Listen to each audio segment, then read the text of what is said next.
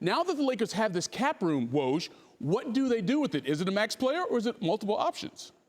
Here's the thing, Michael. It's almost a sliding scale.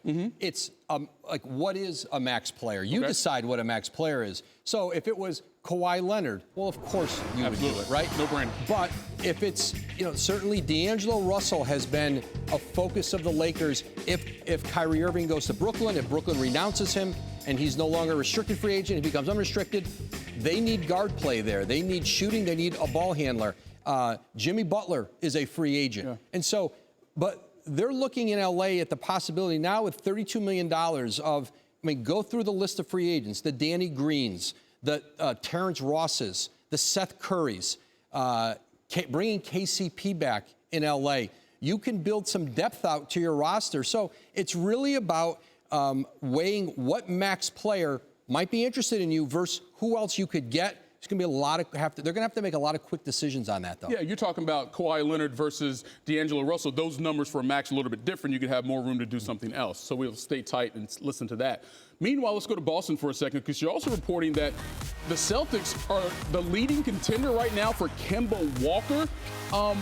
What is tipping the scales here in favor of Danny Ainge and company? Well, Charlotte made it easier for Kemba Walker, by not going the distance that he wanted them to go in negotiations, staying there. He wanted a guaranteed 5th year. Charlotte has shown some restraint with how far they're willing to go, and they opened the door up for Kemba Walker to start looking around the rest of the league. And with Kyrie Irving on his way out in Boston, Kemba Walker is looking at the Celtics, and they are more than a strong front runner. They are in position to sign him when the moratorium ends on July 6th. They could have a commitment as soon as Sunday night. I mean, it's a win-win for him. He's going to get a lot of money. He goes for a team that immediately becomes one of the favorites coming out of the East. Much more to come from Woj throughout the evening and throughout the next several days here on SportsCenter. Thanks, Woj. Thanks, Mike. All right, let's take a look at this Boston situation, because what the Celtics would be losing in Kyrie, they could be gaining back for the most part in Kemba Walker if Boston can sign him. According to Second Spectrum, Kyrie ranked tied for first in isolation efficiency with James Harden. Kemba not far behind, ranking tied for 5th among 56 players with at least 150 direct ISOs last season. But there is certainly more to Kemba than just his one-on-one game, especially when the game is on the line. He scored 175 points in clutch time during the 2018-2019 season, which is the final 5 minutes of the game, and the score within 5 points. That ranked second best in the NBA, trailing only James Harden. Now, he also had more points than Kyrie, who finished with the 3rd most clutch points this past season. Hey, let's bring Stephen A. Smith into the fold, talk a little Celtics free agency. It looks like they're going to lose Kyrie and Al Horford, but what kind of impact would adding Kemba Walker have on Celtics? Well, listen, that would be a profound impact simply from the standpoint that when you look at Kyrie Irving and the game that he has, the person most similar to him would be Kemba Walker. Kemba Walker averaged 25 games last year, played all 82 games. He's missed about 6 games in the last 4 years. 10 games in the last 5. He can shoot from the outside. He can drive to the basket. He's nearly impossible to guard one-on-one. He's an offensive juggernaut, and he's relatively miniature in stature as well. So when you look at it from that standpoint, it certainly would be a complimentary piece, a highly complimentary piece, considering the fact that you'd be replacing Kyrie Irving. But it's not etched in stone. Obviously, the Boston Celtics think that they have a shot at getting him. According to my sources, he told the Charlotte Hornets that he wants out and that he planned on going to the Boston Celtics, but that was before the Los Angeles Lakers created this additional cap space. So we simply don't know what's going to happen right now. I'm glad that you mentioned that, because, of course, the Celtics' longtime rival would be those Lakers, who it looks like are creating that cap space. They'll have around, $32 million to play with at the start of free agency. So, Stephen A., where do you think, then, that now put the Lakers in terms of free agent destinations, that they're in the fold?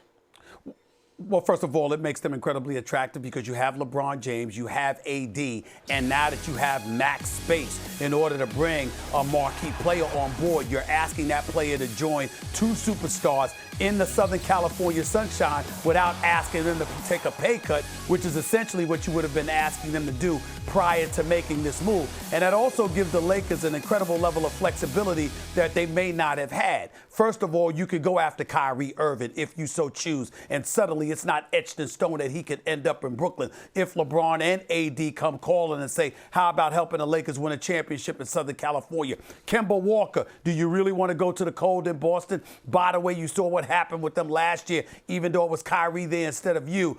Gordon Hayward, Jason Tatum, Jaylen Brown. You sure you don't want to come up here for another couple of years before being a free agent again and being free to move on, if not signing a max deal? Or if you're the Lakers, you can say, you know what? We can get a guy like D'Angelo Russell, pay him anywhere from $7 to $10 million less, putting us in position to add a point guard, not to mention adding additional pieces to the mix since we're trying to build a roster.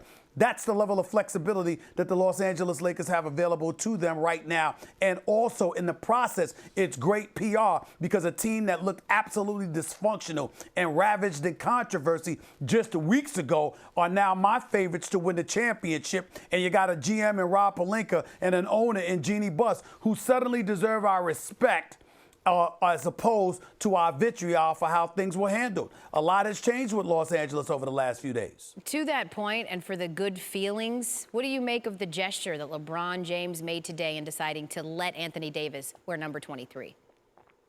Well, he's being thankful. To keep in mind that LeBron James and the Los Angeles Lakers didn't make the playoffs last year. LeBron James misses 17 straight games and 18 or 19 overall because of that groin injury, derailed their playoff aspirations, making it the 6th straight consecutive year that the Lakers didn't make the postseason. So you go out there and you get a guy like Anthony Davis, who basically forced his way to L.A. by indicating through his agent Rich Paul that he had no desire to stay in New Orleans and that the Knicks or the Lakers were his preference. The least you could do is give the brother your number 23. That's the least you could do, especially since you wore number 6 when you were in Miami winning championships. Just a thought. Exactly. And Dave McMenamin reports that he is going to go back to number 6. He wore it in Miami. He wore it in Team USA. His second favorite player is Julius Erving, who wore number 6. His first kid was born on October 6th. He has another kid that was born in June. So if you're looking for significance, there you go. Thanks for watching ESPN on YouTube. For highlights and analysis, check out the ESPN app. And for live streaming and premium content, check out ESPN+.